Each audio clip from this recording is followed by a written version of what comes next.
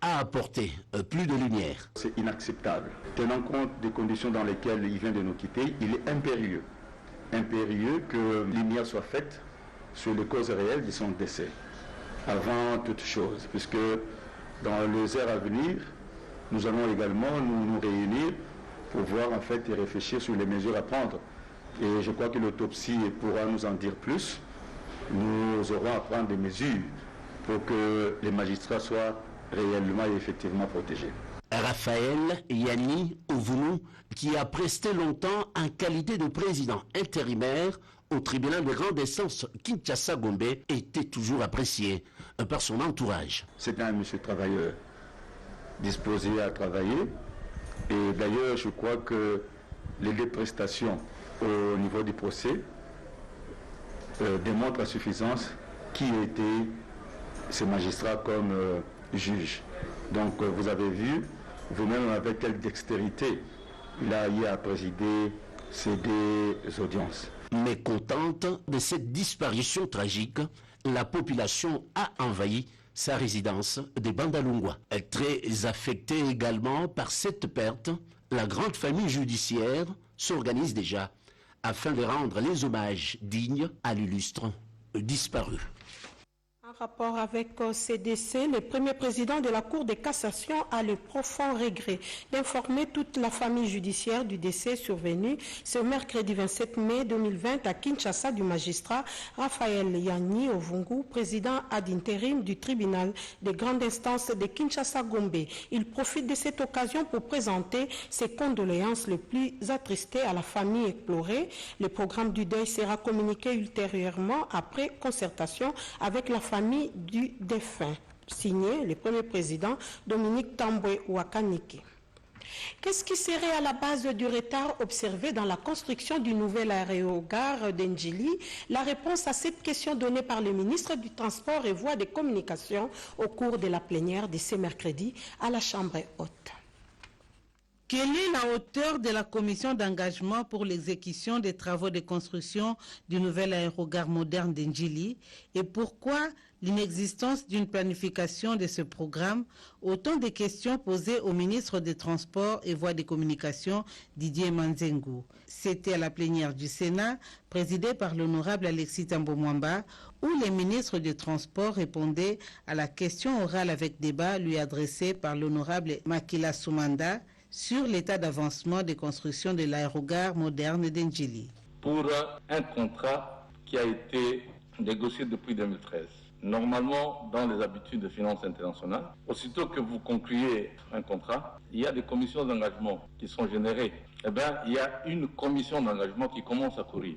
Et malheureusement, cette commission d'engagement, si vous ne vous pressez pas à exécuter, à aller vite dans l'exécution du projet, parce que la rentabilité du projet doit constituer la source de remboursement du crédit que vous obtenez. Et c'est le cas de notre aéroport, parce qu'on devait attendre beaucoup de choses. Mais c'est fait que depuis tous ces temps, rien n'a été fait. Mais j'imagine que la commission d'engagement est tentée de courir, à moins que ce soit différent.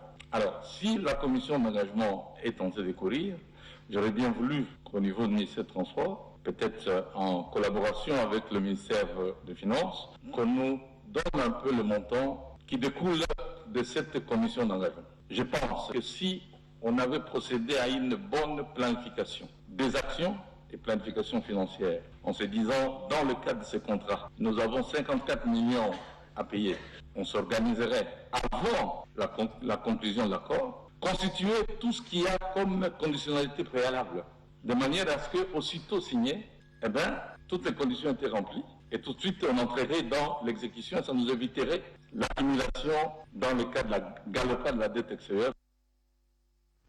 Les élus du Sankourou ont rencontré le Premier ministre Ilunga Ilunkamba au menu la construction de l'aéroport de Lodja. L'argent se trouve disponible, assurance donnée par le Premier ministre en plus de la construction du forage pour les Sankourou. Françoise Bouela, Pompomba. Pendant que l'attention demeure focalisée sur la bataille contre la Covid-19, le Premier ministre Ilunga Ilunkamba n'abandonne pas le développement à la base. Illustration faite avec le Sankuru. La province bénéficie de 2 accords de crédit signés par le gouvernement congolais et indien. L'une de ces 2 lignes de crédit devra financer l'électrification de Lusambo. Il y a le PNUD aussi qui a disponibilisé 2 millions de dollars américains pour voir la possibilité d'installer une mini-centrale hydroélectrique sur la rivière Lokenye. Il y a aussi des partenaires extérieurs qui sont prêts à travailler aussi pour le territoire de Kolé et de Loudja en matière d'électrification. Nous pouvons aussi citer le budget de la République qui a prévu quelque chose pour les centrales solaires et hydroélectriques.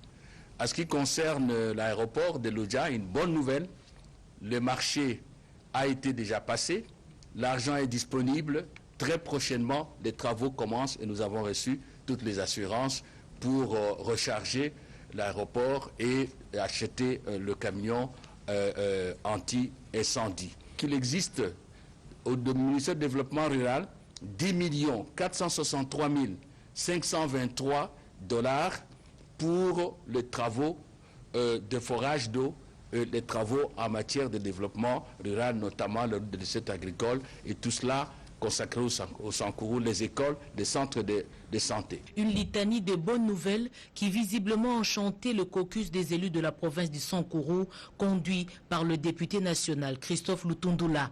Des doutes ont été levés. Cette rencontre tenue ce mercredi 27 mai 2020 à l'immeuble du gouvernement leur a permis d'obtenir des réponses aux préoccupations exprimées la semaine d'avant au chef du gouvernement. Interrompu depuis le mois de février, les travaux de lutte anti-érosif sur l'avenue de l'université viennent de reprendre aussi celui destiné à la construction du pont moderne sur l'avenue Kianza. Les 10 travaux initiés par les chefs de l'État sont exécutés par les ingénieurs de l'OVD, nous dit Willy Atunakov. Initié par le président de la République, Félix-Antoine Tshisekedi Tshilombo, à la suite de la coupure en 2 parties de l'avenue de l'université à la hauteur du quartier Livulu dans la commune de Lemba à Kinshasa, causant ainsi d'importants dégâts matériels et des pertes en vies humaines. Après les pluies diluviennes du mois de novembre dernier, les travaux de lutte anti-érosive exécutés par l'Office de voirie et drainage, OVD, ont repris bel et bien. C'est là après les décaissements par le gouvernement central des fonds nécessaires à la grande satisfaction de la population bénéficiaire. Ils sont en train de faire un très bon travail pour nous. Nous étions très en difficulté parce que vous savez que cette route, c'est ça qui relie l'université de Kinshasa de toutes les autres communes de Kinshasa. Alors, bientôt nous savons que les étudiants pourront reprendre leurs cours. Alors nous avons souhaité, notre souhait a été qu'on termine vite ces travaux pour que les étudiants ne puissent pas avoir des difficultés pour accéder à l'université de Kinshasa. Selon le directeur général intérimaire de l'OVD, ingénieur Franck Kalumba, ces travaux avancent normalement et pourront même être achevés, sauf imprévu, avant les festivités du 60e anniversaire de l'indépendance de la RDC, tel que souhaité par le gouvernement. Et maintenant, on a repris, le gouvernement a décaissé tous les fonds qui étaient restés. Donc nous irons maintenant jusqu'au bout. Autres travaux interrompus et inspectés également par le président de la République au mois de février dernier et qui viennent de reprendre il y a 2 semaines avec une vitesse de croisière sont ceux des constructions par les corps du génie militaire des forces armées de la République démocratique du Congo sous la supervision de l'OVD d'un pont moderne sur l'avenue Kianza devant relier la commune de Lemba à celle d'Engaba. L'ingénieur lieutenant-colonel Willy Boko Kibeti, commandant bataillon matériel, explique. Tout ce qui est infrastructure est terminé.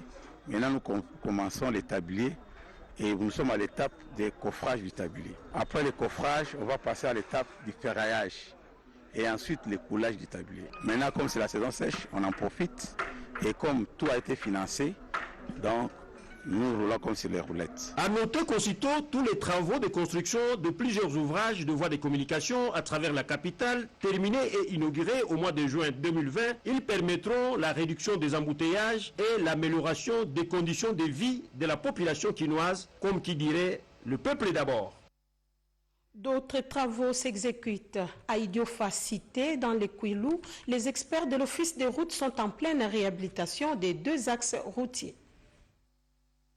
C'est dans le cadre du programme d'appui au pôle d'approvisionnement de Kinshasa en produits vivriers et maraîchers Papakin en sigle que le Fonds international de développement agricole finance les travaux de réhabilitation mécanisée sur 2 axes routiers ici visités par le DGAI l'Office de route. La route qui quitte Sacré-Cœur, Kimputuntseke et Koubi-Ponkantia, longue de 102 km dans les territoires de Boulungu, et la route nationale numéro 20 à partir de la bifurcation RN1 Gomena, Boalengue, Idiofa sur une distance de 80 km dans les territoires d'Idiofa. Les travaux sont exécutés par la brigade 212 de l'Office de route qui quitte sur financement du FIDA à travers le projet Papakin. Sur place, engins et personnels ont été mobilisés pour la bonne exécution des travaux en plusieurs typologies. Les travaux préparatoires, le désherbage, l'élagage et l'abattage des arbres. Il y a aussi les travaux de terrassement, le déblai mis en dépôt, le déblai mis en remblai. Il y a également les remblais provenant d'Ampère.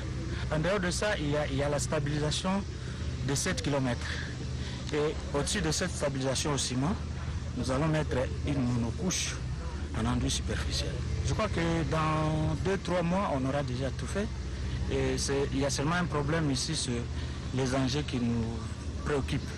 Les engins sont vieux, il faut les renouveler pour espérer avoir de bons résultats.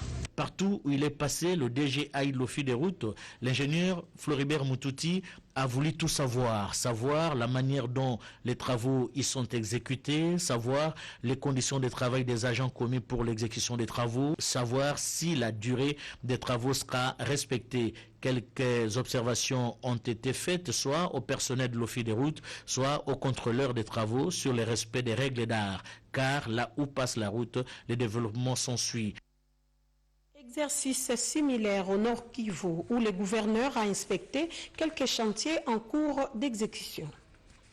Par le gouverneur du Nord Kivu, des travaux d'amélioration de la sécurité, la sûreté et les opérations à l'aéroport international de Goma. Ce projet, dont la première composante réalise des investissements nécessaires pour permettre à cet aéroport de répondre dans l'urgence aux normes internationales de sécurité et sûreté et d'accroître ses capacités à travers la réhabilitation de la piste actuelle d'atterrissage, la réhabilitation et l'extension de l'aire de stationnement des avions, la réhabilitation des systèmes électriques de l'aéroport, la construction d'une nouvelle tour de contrôle avec bloc technique, la construction de la clôture de sécurité pour ne citer que ceux-là.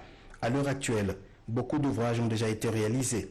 Nous avons exécuté la zone d'extension du tarmac, nous avons réhabilité la zone devant l'aérogare fret et maintenant nous sommes en train de réaliser la zone du tarmac devant l'aérogare passager. Et entre-temps, on réhabilite le revêtement qui est fatigué. Et c'est un revêtement qui existe depuis 1976-1977. Le prolongement de la piste d'atterrissage avec une longueur de 3000 mètres comme avant l'éruption du volcan Nyiragongo de 2002. Les voies de circulation taxiway reliant la piste à l'aire de stationnement des avions terminées. Carline Zanzuka Civita, qui s'est réjoui de l'avancement des travaux, projette déjà une exploitation maximale de ces infrastructures. Nous sommes reconnaissants comme gouverneur du Nord Kivu de voir l'aéroport de Goma s'améliorer au bénéfice non seulement de la population du Nord Kivu, mais aussi de la communauté tout entière, l'humanité. Les avions internationaux vont atterrir à Goma comme d'habitude et avec plus de sécurité et de sûreté de nos passagers. Les travaux inscrits dans ce projet sont pour les terminés et d'autres se poursuivent. C'est le cas du collecteur de drainage d'eau de pluie vers le lac Kivu réalisé à 70% sur une longueur de 1340 mètres, la construction de la nouvelle tour de contrôle, la réhabilitation de la route et des services de 8 km. À ce stade, la réhabilitation et l'extension de l'aire de stationnement des avions sont pratiquement terminés. Ce projet, assuré par la cellule d'exécution du projet de transport multimodal, est placé sous la tutelle du ministère des Transports et Communications. Il est doté d'une autonomie de gestion administrative et financière. Il s'articule autour des 2 composantes, dont l'investissement des infrastructures de l'aéroport et le renforcement des capacités et appui à l'exécution du projet. Retour à Kinshasa où les chefs d'état-major des forces terrestres étaient dans les différents camps militaires pour se rassurer de l'usage des kits de lavage des mains dotés aux commandants des camps.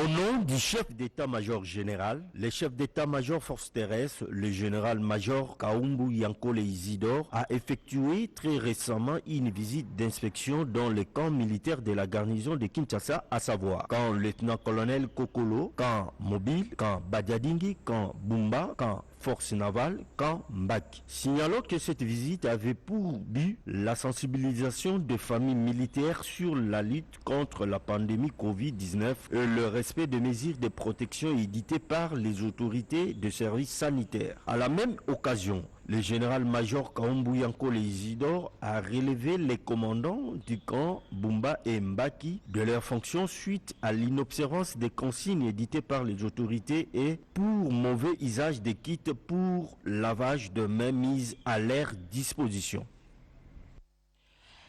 Des kits et des masques ont été distribués gratuitement à la zone de santé de Kikimi. Nous sommes dans la commune de Kimbanseke. Nicole Sesep, Loka et Papi Mbongo. Nous sommes au quartier Mikondo dans la commune de Kimbanseke. Ici, la population semble ignorer le respect des gestes barrières pour limiter la propagation du coronavirus. Pour ce faire, une équipe de volontaires de Train Dem Toute Fiche a effectué une descente sur terrain et des masques ont été distribués gratuitement à la population de ces coins de la capitale. Nous sommes venus assister cette population qui est la population démunie. Nous trouvons que c'est une population qui est toujours entassée. Il faudrait maintenant lui apprendre comment il faut se prévenir de cette maladie. Nous avons quand même pu faire ce que nous avons fait et nous aurions besoin d'un soutien extérieur en vue de pouvoir aider la population, comme vous l'avez constaté. Les responsables de la zone de santé de Kikimi saluent cette initiative combien louable. Nous disons merci aux donateurs, la population et surtout celle de la zone de santé Kikimi sont des populations démunies et nous allons assister et distribuer ces cache-nez pour le bon usage. Par ailleurs, les habitants du quartier Mikondo éprouvent d'énormes difficultés dans la fourniture d'eau potable et du courant électrique. Ils lancent ainsi un appel aux autorités compétentes face à cette situation. Autre sensibilisation, c'est avec Jérôme Sekana, coordonnateur national du réseau Toile d'Araignée. Il a été avec les journalistes économiques pour parler des produits de nettoyage et de désinfection utiles dans la lutte contre les Covid-19. Les gestes barrières accompagnent désormais le quotidien de tous dans la prévention contre le coronavirus. Dans la foulée s'impose le lavage régulier de mains avec de l'eau et du savon, ainsi que d'autres solutions hydroalcooliques. Comment alors faut-il procéder à un bon nettoyage et à la